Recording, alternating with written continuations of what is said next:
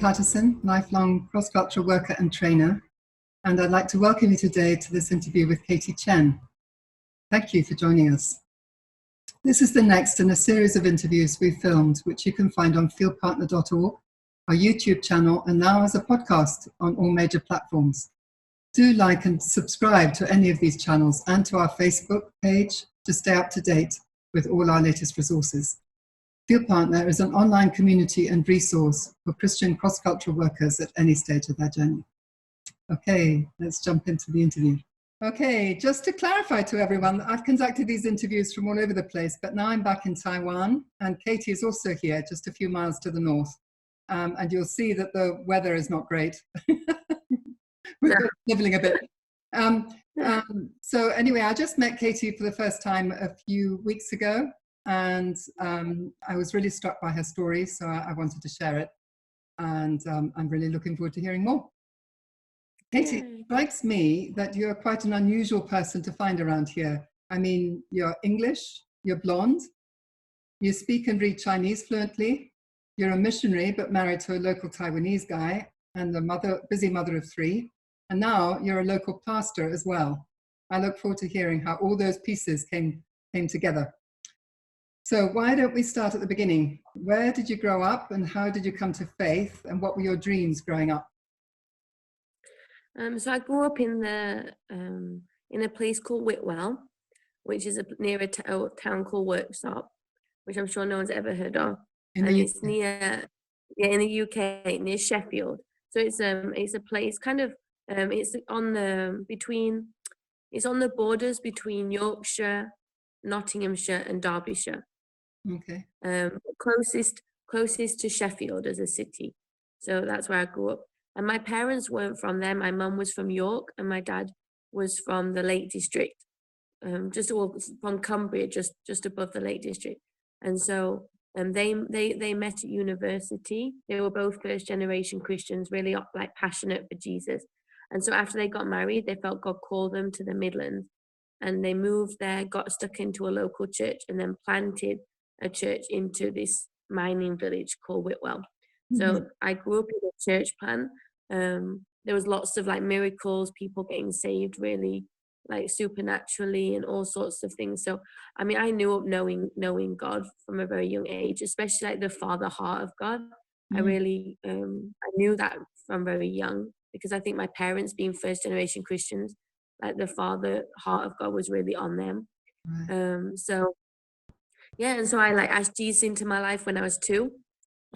Demanded to be baptized at 5 or 6, that kind of age. No,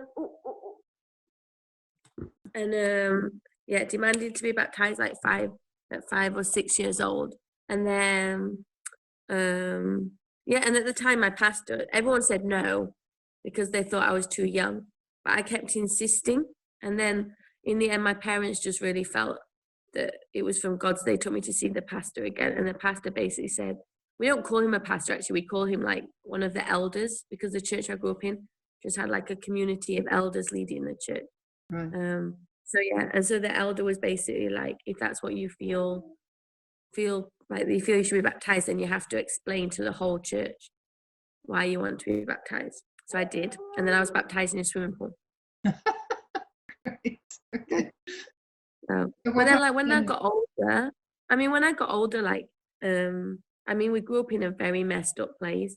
There was like a lot of drugs. I mean, the place I grew up is like the epicenter of the heroin addiction in the UK. So it's a really messed up place.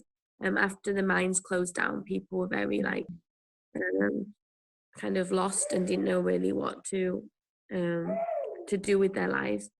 So I grew up in that, and by the time I got to my teenage years, it really affected me for a few years. I was smoking and drinking and smoking cannabis, lots of boyfriends, and then but like sometimes at that time, like when I'd be walking home at the end of a night out, and I'd just start singing and worshiping God, and then just like crying out to him, and then I'd start speaking in tongues, and I'd really just start like connecting with the Father, and so there's definitely a part of me that knew that God had a calling on my life, even though my life from the outside looked very far from God.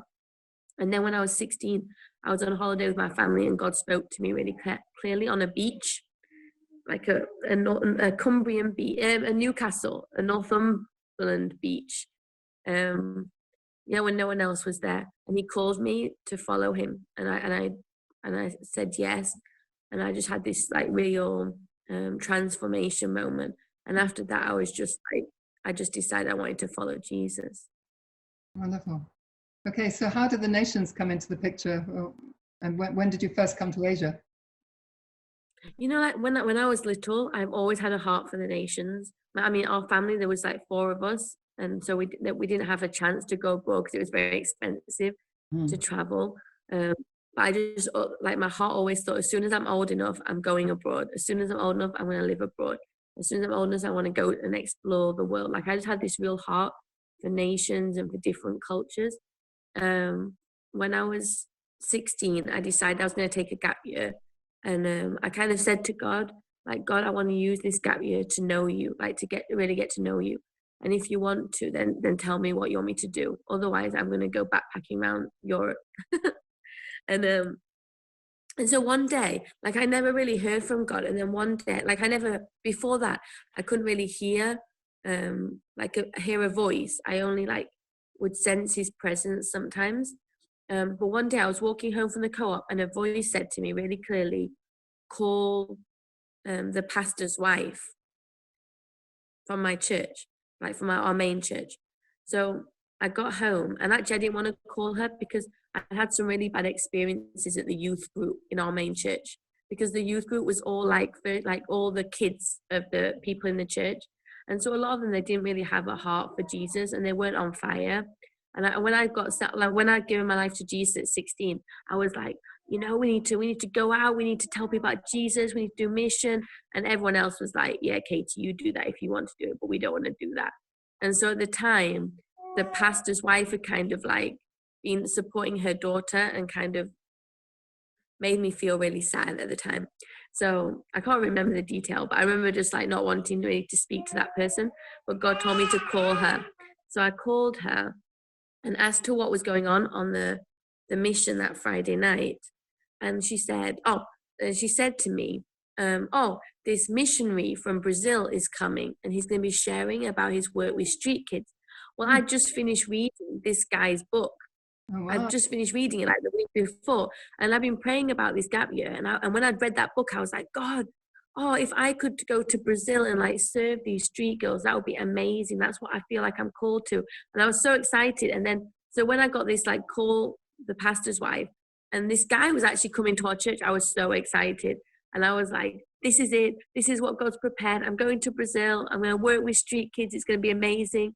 So I got there, and when this guy's talking, I just started crying. I cried all the way through the whole thing. And then when he finished, I went and I was like, I want to sign up. So he gave me the details for like, an open date to learn about mission. And so I traveled down to Cambridge with my mum and dad to go to this open day. I was so excited. So I like sat through the whole day again, just like so excited. And finally, when they sat us down to talk, they basically said, we're really sorry, we can't take you to Brazil because there's only one guy missionary there, and he's a guy, and he wouldn't be suitable. But we have this team in the Philippines that's also doing work with street kids. Maybe you could consider going there, because over there's a couple and they could look after you. So they show me pictures of the Philippines, which is absolutely beautiful. And I'm like, yeah, it's still like in the, in the zone. And at the time it was like this. God had only ever spoke to me once in my entire life. And that was tell me to call the pastor's wife on that day. So I was like, if God spoke to me and he's brought me to signpost like this mission organization, and he's brought me to these people, then it's obvious that that's where he's, so we've got here. So if they say no to Brazil, yes to the Philippines, then I'll go to the Philippines, because this is the closest to like feeling led by God that I'd ever experienced. So I was kind of just like, okay, I'll go. So that's how I ended up. So I ended up actually in the Philippines for 6 months. And when I was in the Philippines, God said to me, your future's in Asia, go home, learn Chinese. Wow. So I got home to England, and I already was going to Newcastle to read English literature. So I said to God, well, you're going to have to change my degree, because I don't want to change my degree. And so I got a letter from the university a month before we started school to say they're changing the course. And in the first and second year, a third of the course is now going to be in a foreign language. Wow. And these are the foreign languages you can learn. And the first one was Chinese. And I was like, okay, then that's it. Then I'll learn Chinese.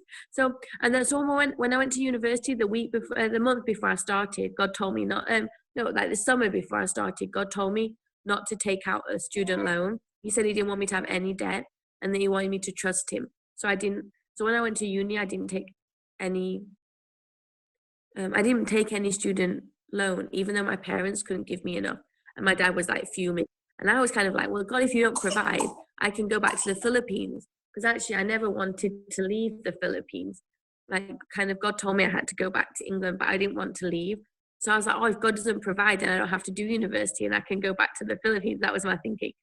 So yeah, so God just like started to lead me to prepare. But like from that time, I knew that my future was in Asia, that I was to learn Chinese. And even though I was so rubbish at Chinese when I first started learning it, I mean, I was the bottom of my class for the first 2 years of Chinese study.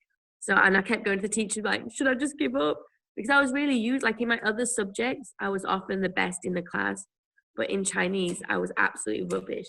So because God had spoken, I really had a peace and a faith that I just needed to like push on in with it. So that's how I started moving towards Asia. Mm-hmm. And then you came to Taiwan also to study, didn't you? Was that Yeah, so I learned Chinese in Newcastle for 2 years. And then in my third year, I went to Shanghai for a whole year to go to their university to study. And so when I was in Shanghai, I just really, Shanghai, I don't know now, but like then, they have lots of really beautiful parks. And in these really beautiful parks, they have lots of old people. And it's just so amazingly quaint. So I went to there was this park just down the road from the university in Shanghai, where they have all these old people dancing and drinking tea at like 6 a.m. And so I used to go down there at 6 a.m. before class, and I used to practice my Chinese on all the old people, because young people in Shanghai, by then they wouldn't speak to you in Chinese because they wanted to practice English. So I used to make friends with all the old people. So I was the worst in the class until we went to Shanghai. And by the time we got back from Shanghai, I was like so much better than everyone else in the class that I had to teach them, that they'd all come to my house and I'd teach them.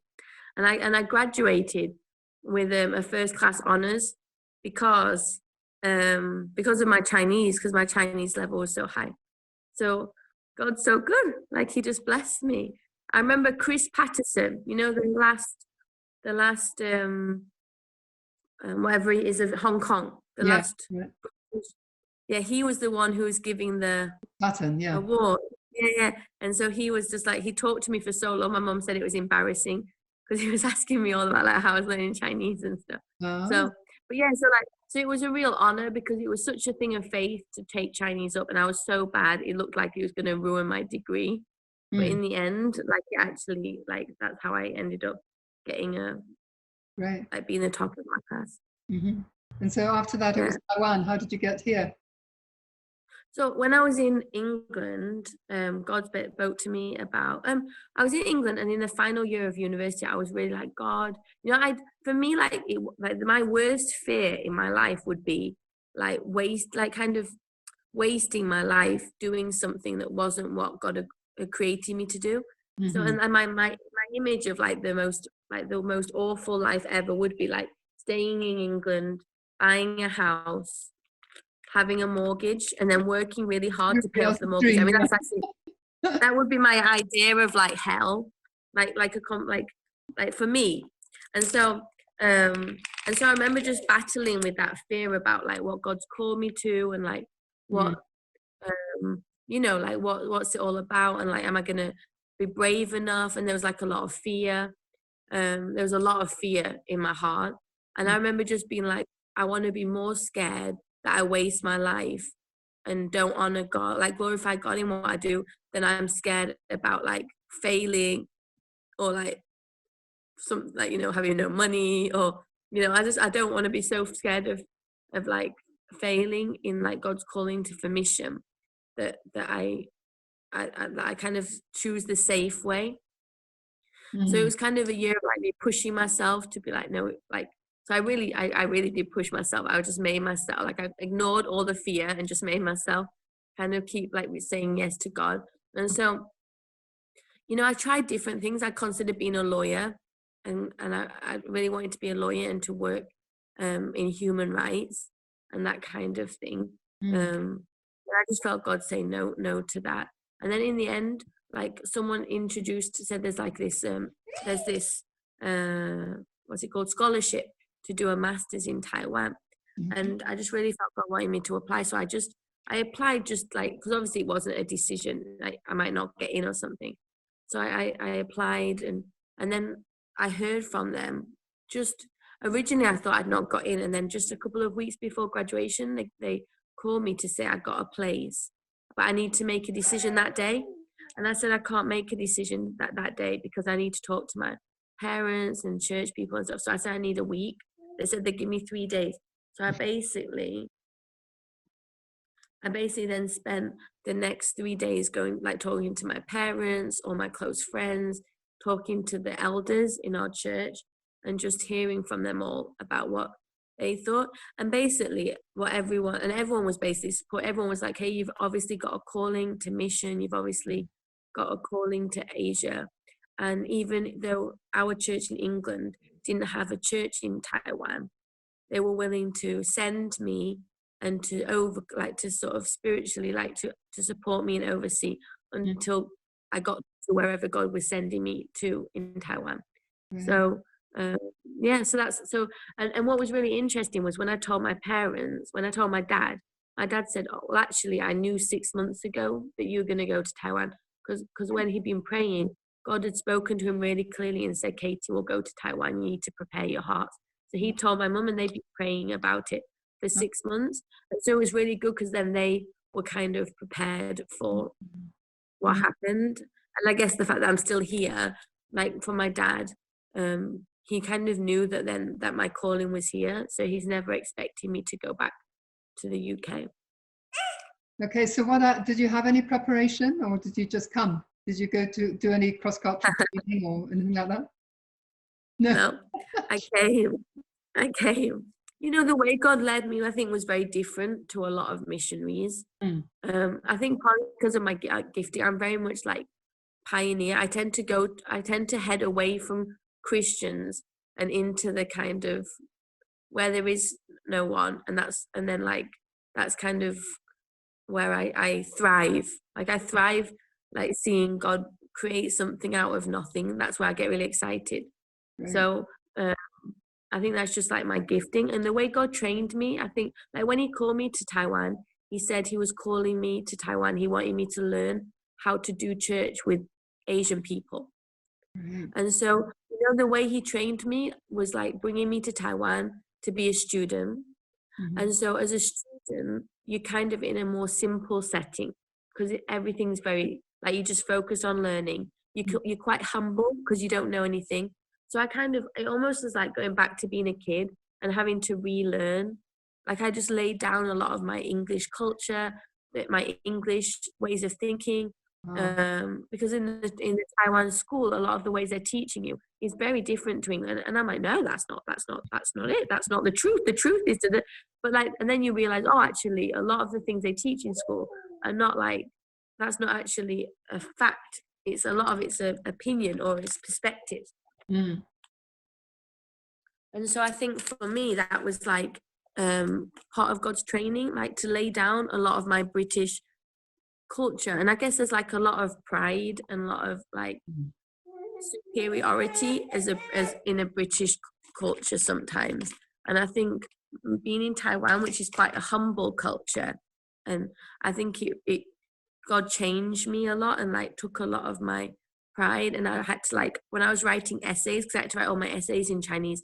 So when I was writing essays, I had to let people help me. I had to like constantly be asking for help from people because I couldn't do anything on my own. And so it was a humbling process. And I think that was part of like God used that whole process to change me and to bring me to a place of like humility and to teach me to ask for help. And I think because God took me into the Taiwan church. So on my first day in Taiwan, before I left England, God told me to go to Bread of Life, like about like there's through many different ways. So I had this like Bread of Life. I need to go to Bread of Life, this church. And then when I arrived, the first night in Taiwan, a friend of mine from England, a Taiwanese friend, had picked me up from the airport, but he was leaving the following day to go back to England. So he introduced me to his friend's friend's friend, who was at the same university as I went to in Taiwan. Well, she became like my Taiwan sister, like literally. Like, so I met her the following day. She took me to Bread of Life Sunday morning meeting. Then she took me to Carry Floor. She helped me get set up, but she didn't really like foreigners. She didn't like white people very much because she had some really bad experience with Western people in clubs and stuff in the past. So she was thinking like, I basically get her set up and then I don't have to be involved anymore. But we kind of fell in love with each other in a kind of friendship way.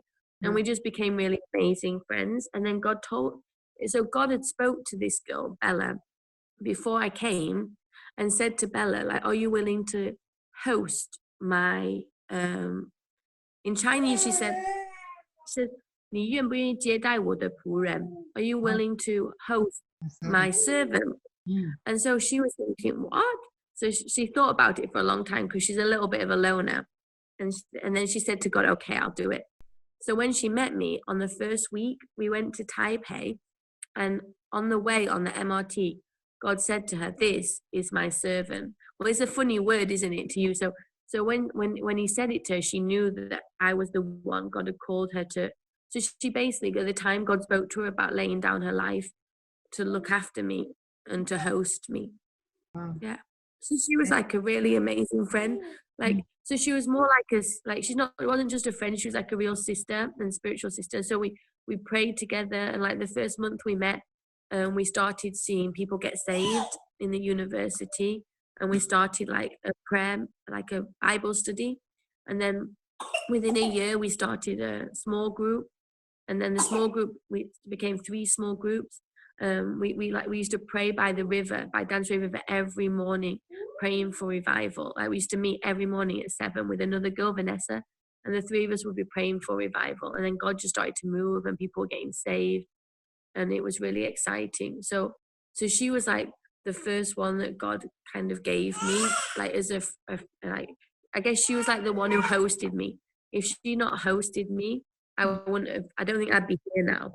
But she opened up her house. I ended up living with her, and then she shared all her clothes with me.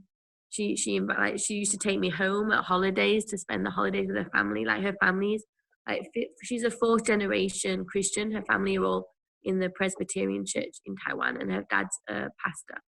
So yeah, like they became my Taiwanese family.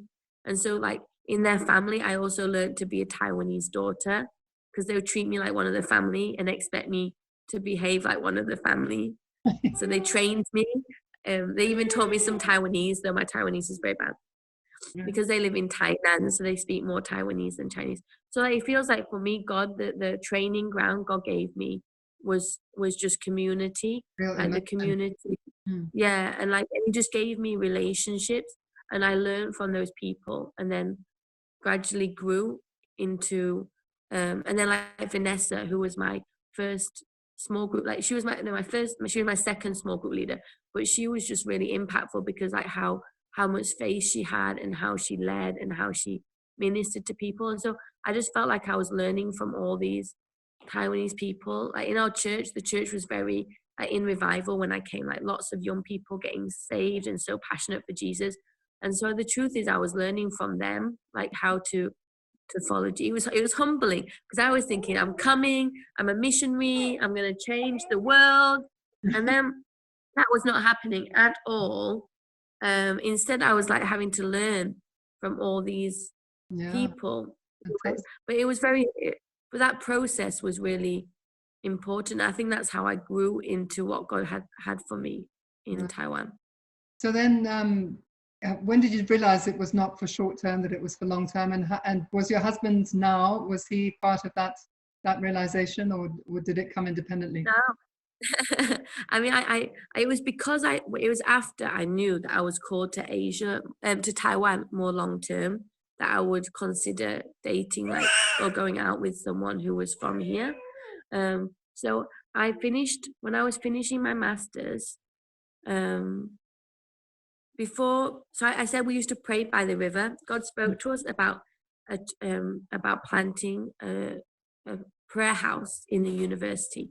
So we turned our living room into a prayer house. Mm-hmm. And this is you and the three girls, is it? Or the other two girls? Yeah. Well, one of the other girls who lived with me, we turned our house's living room into a prayer house.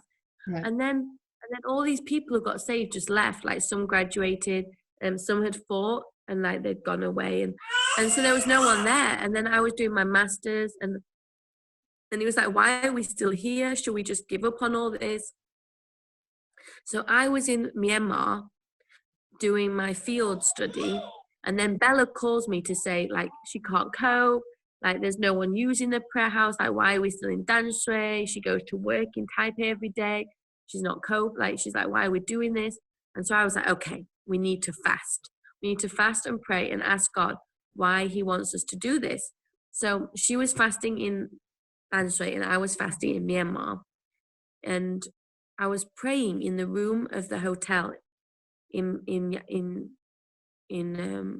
Myanmar, and God just took me to Luke 10, where it talks about sending out 2 by 2, like the 72.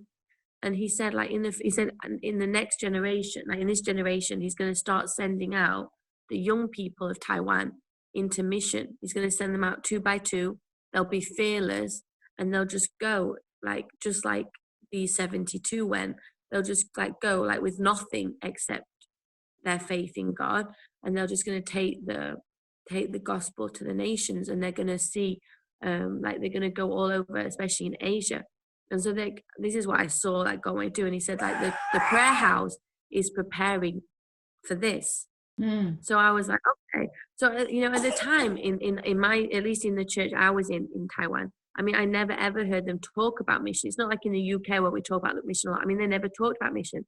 And so I was like, God, like I don't know how what that's going to look like. And also Taiwanese people are very careful about their lives, and I couldn't really picture it. And so, but when God shared that, I was like, okay, well then if this is what you want to do, then we'll keep praying.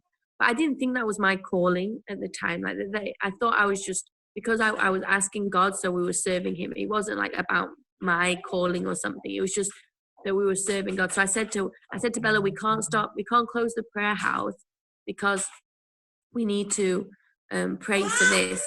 And so when I finished my masters, God told me like, everyone was like, what, are you going to leave Taiwan now? When are you leaving? And God just wouldn't let me go. Like, and God told me to stay in Taiwan. He said like that he was my calling, that he was my purpose, that he was my reason for being here, and that I was to pray in the prayer house every day like my job. So I didn't have any money, I didn't have a job, and I was praying, getting up every morning and going to the prayer house and just praying. And I was kind of like, but I was kind of again saying the same thing to God as when I finished my undergrad, which was that I didn't want to waste my life doing things that didn't have eternal meaning, and then crying out to God like, just don't let me in my fear settle for something that's good but not you. Like I'd rather die and go to heaven now than to waste my life doing stuff that has absolutely, like, that doesn't have any eternal glory. I mean, that was my heart. And so I just prayed like that for 6 months. And then one day it was really strange. I got up, I went to the MRT. I was going to Taipei, but God told me to go from the MRT behind, and behind the Danshui MRT there's actually a load of buildings that used to belong to Shell. And in the Shell they and there were all these old buildings, and I didn't know what it was, and I went in there amongst all these buildings and just started crying, and I felt like God like calling me. And so I went to Silin to meet my friend. Went into the bookshop. I sat down in the bookshop randomly, and then just randomly pulled out a book to read while I was waiting. And the book was about Danshui history. And so when I was reading about Danshui history, I opened the book onto, of course, the place I'd just been to that was introducing the history to the Shell. And then it kept going. And the next thing it was talking about was that Danshui has it has a cemetery that belongs to, there's a foreigners cemetery, because in the old days, Taiwanese were so scared of foreigners' ghosts, they wouldn't allow foreigners to be buried in Taiwan soil. So they used their Taoism thing to separate a piece of land to bury the foreigners. So there's in Tamkang High School, there's a cemetery, and next to it is the Mackay cemetery, like where he's buried. And so God told me to go there. So I'm reading about it and all these like missionary kids who were buried there and stuff. And I was just crying. So, and I didn't know why. I knew it was the spirit, because I wasn't like sad. It was like just, I felt really moved. So the next day I went there, and actually the principal of the Tamkang High School met me and just basically looked after me and introduced the whole thing and took me to see the cemetery, because you can't actually go inside. And when I was stood there in front of, because Mackay, his cemetery isn't inside, it's outside. He refused to be buried. He said he was Taiwanese. Is the pioneer who first came to Taiwan with the gospel, is that right? Yeah, okay. yeah. He's the one. Mackay is the first missionary to northern Taiwan, and so him and his whole family are buried there. And when I saw him, suddenly, like a verse in the Bible in Chinese, it says, 若一粒麦子不落在地里时，人就是一粒；若死，就是能够结出许多的子粒来. In English, it says like I never remember. If it falls into the ground and dies, it abides alone. But if it dies, it bears much. That was our wedding sermon, if you can believe it. But you know, I feel like God just suddenly said to me, like, you have to die here in Danshui, and your life will bear a lot of fruit, like that kind of thing. So I was still struggling with this when suddenly my now pastor, Pastor Roger, appeared in our prayer house the next day, because the church, our main church, was supporting financially some of the costs for the prayer house. So he came, he didn't even know I lived there. And I was telling him what I was experiencing, and he just invited me into the church to work in the church, to prepare the Danshui area to plant a church. Well, you know, when we were praying by the river, God had spoke to us about three things. He said we'd start a prayer house, then we'd plant a church, then we'd start to see missionaries raised up and sent out. So that they were the things. So and so God just spoke to me like over the next few weeks really clearly about, he just gave me a lot of confirmation that he wanted me to stay in Taiwan, that he wanted me to go into the church, and that he wanted me to start to do this. So I said yes. And so as soon as I said yes and started working in the church, actually it took months for me to work in the church. In fact, it took me 2 more years before I actually worked in the church, because they didn't know how to apply for a work visa. So I didn't actually, like, I kind of worked in the church without officially working in the church for about 2 years, the next 2 years, before actually becoming an official employee. But from that time, when I said yes, God just started to bring this whole like group of kids to know Jesus. Like, so there would just start to be like people getting saved, but very like, not just getting saved as in like, oh, I'll give my life to Jesus and then I'll keep living for myself, but I go to church on a Sunday. Not that kind of saved. I mean, I'm talking about like literally like everything for your glory. I want to see revival. I want to serve you. I want to live for you. And then people would just come into me saying, hey, I feel like I'm called to Japan. Or I feel like I'm called to like Iraq. Or I feel I'm called to this. And it was just so like such an exciting time of just seeing God move like that. And so that was, it was kind of like all of that together that just confirmed like, wow, like this is like God's calling. And I think from that moment, I never wanted to be anybody else or go anywhere else. Or I didn't even care. Like other people, I will never be jealous of another person ever, because I was like in the calling.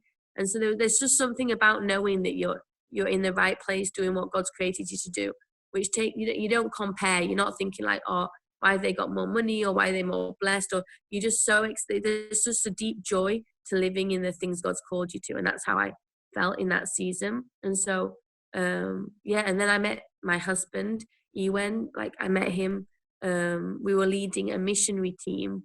We were leading a prayer team in a big mission to Hong Kong to serve like Chinese mainland pastors in Hong Kong. So Right. they came over the border and we ministered to me in Hong Kong. You and I were leading the prayer team. And yeah, we just kind of fell for each other, like in that. But I So think he asked you a very telling question, didn't he? He said, "Are you willing to never to leave Taiwan," or something? What did he say?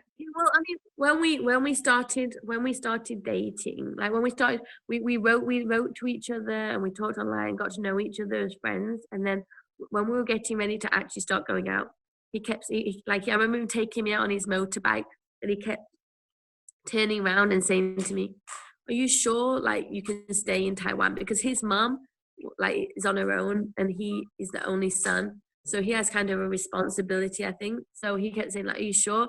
And because obviously like I said to him like, like if we get married, then in the future anything God says after we're married is for both of us.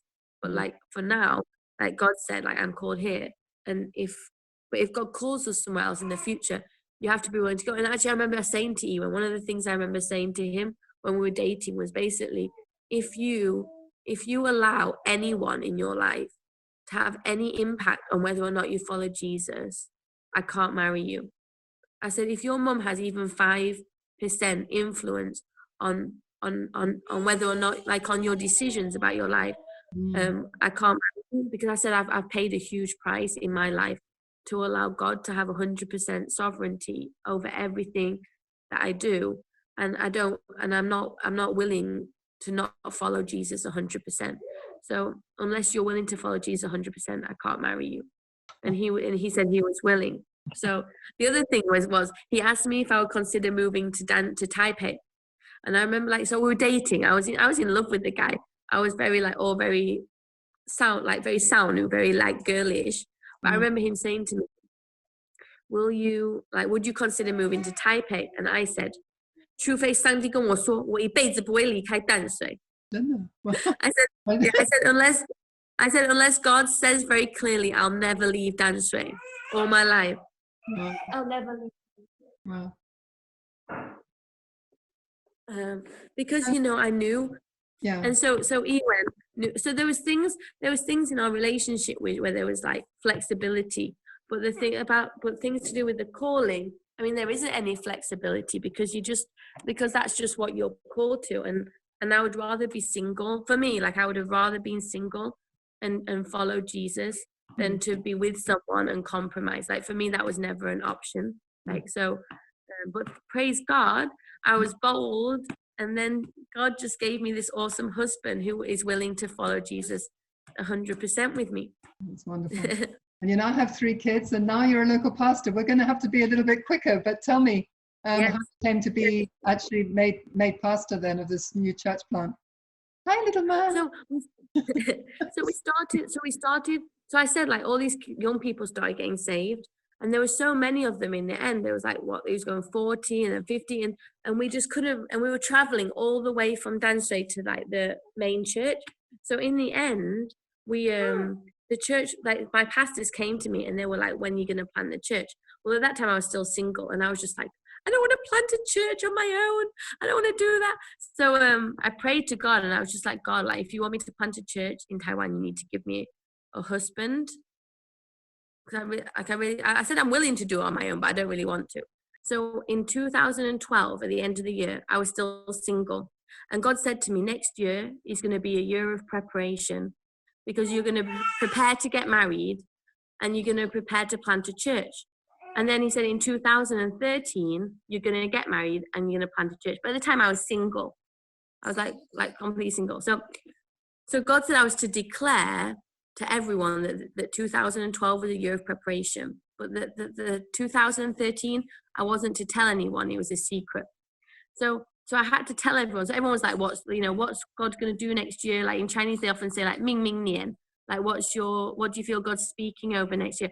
So I was like, God said it's a year of preparation. And they were like, preparation for what? And I'd be like, for planting a church and for getting married, because I didn't have anyone. So it was really, so in the end, I was like, for planting a church, and then getting married. And then they were like, getting married? Like, have you got a boyfriend? And I was like, no. But God says that next year I've got to get prepared to get married. Well, Ewan asked me out in January. And by February, we're discussing when we're going to get married. And so we got married in the April of the following year. And so in that process, I just knew that like God also wanted to plant the church.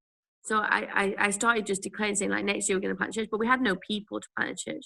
It was just a group of students. And you know what, like students aren't the most trustworthy people. Like, I mean, they're not very like, not trustworthy, like very reliable. They're not very reliable. And so, but God just said it. So I just started saying that. And then we found the building in the February, and they started like setting it up. We got married in the April. When I went on our honeymoon with Ewen, like all the students we were leading had a week of prayer, like 24/7 prayer, seeking God for whether they were called to be involved in the church plant. Because I said I didn't want anyone to be involved who wasn't called. So they were all praying. And then we came back and I met up with them all. And God had just spoken to so many of them really clearly. So we started the church on the 19th of May, a month after we got married, with 30 students, me and my husband and one other couple. So that's how the church started. And so when we planted the church, it was really clear like God wanted us to plant the church. But I mean, running a church has been leading a church has been a huge learning curve. I bet. And but I think, I think if you don't go through this, I believe in the future, in the next few years, we're going to start to see more and more people sent into mission, people sent abroad, people like being trained and going out. And I think if we haven't been through this process, it's very difficult to really support people. Like often what we find is that it's hard for people in the main church who've never been involved in church planting to really know how to support us, because they haven't got a clue what we're going through. And they don't understand our challenges. And so a lot of the time it's more like main church centric. It's like their needs and what they want from us rather than really knowing how to support us. So I really believe like, just like Paul, he planted many churches, and so he kind of knew what the process. So when he was supporting other people, he knew what the challenges they were facing because he faced them himself. So I feel like that's what the season we're in at the moment. And so at the moment, it's like, well, how do we get to the next stage where God's calling us to send out missionaries? And I think we're just in a process of like praying and seeking God for breakthrough in Danshui. Because at the time when we prayed in the past, God said we'd see like a huge transformation in Danshui, and we'd see like a revival like moving through Danshui, and we'd see lots and lots of people getting saved. And lots of God moving here very powerfully, and in Danjiang University, Tamkang University, and that from that we'd start to see these missionaries sent out. Right. And so, so at the moment, like I've been praying about whether we should start to like do some like how do we do training, because I said I've never been through like official like 1, 2, 3 training, and so like for me a lot of things are very innate, like sixth sense kind of thing. Like I guess that's like got the gifting God's given me. So for me, but I find that other people, it doesn't necessarily come to them as easy, and so they need to be taught, and taught very systematically, and well, I'm sure we told you about our platform FieldPartner being exactly for that reason, because neither Ross nor I had any training either. So we feel as though we've made a lot of mistakes. We've learned the hard way. And that's what we want to share. So, I mean, any way that we can serve. But the other thing I wanted to bring out just before we close is what you were saying about meeting other people in Danshui who were not to do with your church, but who carry that same heart for mission. Yeah. Because, there's a lot. Yeah. I think the thing is, when you're leading a church, when you're a missionary, you tend to have a specific gift, which is you're very focused on what God's called you to. And I think missionaries tend to be very focused on the mission, but not so much on we're not like, I'm not very good at doing networking, connecting with other people. I tend to be very focused on the goal, on the mission. But but definitely like this last year, when I'm reading a lot about like seeing cities and nations transformed, the key thing in all of them is unity. And And I think it's a pride thing sometimes, that, or like because it's so exciting when you see God move, that you're almost like, this is mine, like, God, this is mine. And I think that's been for me like a huge, it's a way where I've almost stopped what the Holy Spirit's doing, because I've made something that's about him, about me, like in the like, and so that's something I've had to repent of more than once. So but I think recently, like, I really feel like that God's called, I mean, God's got a special calling for Danshui as the city that brought the gospel to the north of Taiwan. It's also got a special calling as like a sending city, that it will send. And you know, I've heard God say that, but then actually I know many people in Danshui who are serving under different organizations, different churches, and they all have the same sense that God's got this call over Danshui. And so, like, you know, got the Y1 base here, OM here. There's lots of churches that have got this same heart for mission, and when we have the prayer with all the pastors, like, they often pray this over Danshui. And so in the past, like, I was just like, you know, we need to become a strong church, and then we can bless all the other churches, and we can do this together. God's just like, I think recently just saying to me, like, no, it's not about becoming like strong. It's about just being humble and connecting with all these other churches, and then allowing. What I've seen recently is God himself moving young people, like people in their early 20s, to try and bring unity amongst the pastors, and like bringing, like, and praying and connecting us and coming to serve us, and like, and explaining what God's been saying to them as they're praying for the city. And what I see is we've got this group of like young people in their 20s, early 30s, who've been committed to this, to Danshui, for the last 10 years, since they were students, because God spoke to them all at the same time, about 10 years ago, at the same time as he called me to Danshui. And so I see this, like, oh, there's these people in all these different churches who have not left Danshui because they know God's got this calling here and he's going to do something. And I feel like it's our responsibility to bring these people together, and to now enable everyone to come together and pray and seek God more. So I think, like, this is what God's going to do over the next season. So yeah. So I think the challenge once you plant a church is to not get bogged down in the challenges of everyday pastoral.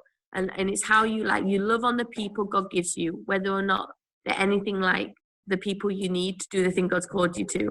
Like, how you do that at the same time as going firm to where God's called us in terms of mission. And so this is the challenge at the moment. The thing I would love to do, that I really want to start doing, is to take out like some of our core team who already know God, as like, to teach them how to step out in faith by going out on missions. But the mission is like, there's no destination, there's no planned destination. We just come together, we ask God where he wants us to go, we go, and we just trust that he'll provide. We don't take money, we don't take anything, we just go and trust that he'll provide for all our needs. That's what I want to try. That's what I would love, because I believe that God said to us he wants to do like Luke 10 mission. Well, I mean, that's what Luke 10 mission was like it was complete trust in God. He said, don't, like, on the road, don't talk to people, like, it means like, don't ask for people, like, don't ask how people are, like, don't get distracted, don't do things to try and like get people's attention, like, to, you know, don't use human ways to get people's support, but like trust fully in me. I think that's, like, I would love to see, I really want to do this. You know, if people don't have faith, then everything they're doing is just like, it just holds everything back, because what you see is where there's no faith, there's fear. And in all these people who think they're following Jesus, but there's no faith element, they're not really following Jesus at all, because they say do it at the moment. And the truth is that it's not about them. It's about whether God can do it and whether God's calling them to do it. The issue is never whether they can do it or not. It's whether that's what God said. And I just think, like, I just see that faith element, the lack of faith in people's lives, that element in their lives, stopping people from really doing and responding to what God's called them. And it makes the church weak and powerless, where it should be strong and powerful. And so for me, I see this in our church. I see, like, I don't know how to help other people to step into that faith element, even though I've got that faith element, because in part it's a very personal thing. Like, no one ever trained me to step into faith. Like, I just followed Jesus, and he spoke to me, and I did what he said. And then I saw him provide and saw him act. And so I listened to him again, and then I did what he said. It was a very simple process. It wasn't like a really complicated thing. But nowadays, everyone's like, oh, I need all this training. Well, they do need, I mean, there is training aspect, especially for people. Too. but sometimes people like of all this training, and they know the Bible so well, and they know it all so well, and yet they don't have the faith to live any of it out. And so for me, it's like, how do we build that faith element into young people, or into anyone really who wants to follow Jesus and wants to do mission? Because if there's not that faith element, everything becomes like you know, like it's like expecting other people to provide, or expecting the church to provide, or expecting people to be the answer. And the truth is, people aren't the answer, and the church, the church isn't always the answer. Like, what I mean is, the church is in like a organization that gives funding or whatever. That is not the answer in that way. That God's the answer, and He provides through His church, as in the ecclesia. Like He provides through His people. Like He called Bella to like take care of me, and He called this person to like provide. And like when I was first here, like He just talked to people who didn't even know Him well, and tell them to provide for me financially. And He He just does what He wants to do. He's not held back by any of that. The thing that holds Him back is our lack of faith. I believe. So I think how to build that faith element into people's lives, I think, is the key to seeing a breakthrough in the church. Fantastic. Thank you so much, Katie. Thank you so much, Katie. It's been a real joy to chat together, and it's given, so much food for thought from the point of view of, how to prepare, how to help others prepare. Everything you've said about laying down our own ideas and just following what the Spirit says. I think, all of that is very, very impactful. So thank you. Anyway, that's it for today. So thanks for joining us. And if you've enjoyed this interview, then please spread the word on social media or by sending it to a friend. And why not go across to fieldpartner.org and find out what else we have on offer. So bye-bye for now, and see you next time. God bless. Bye.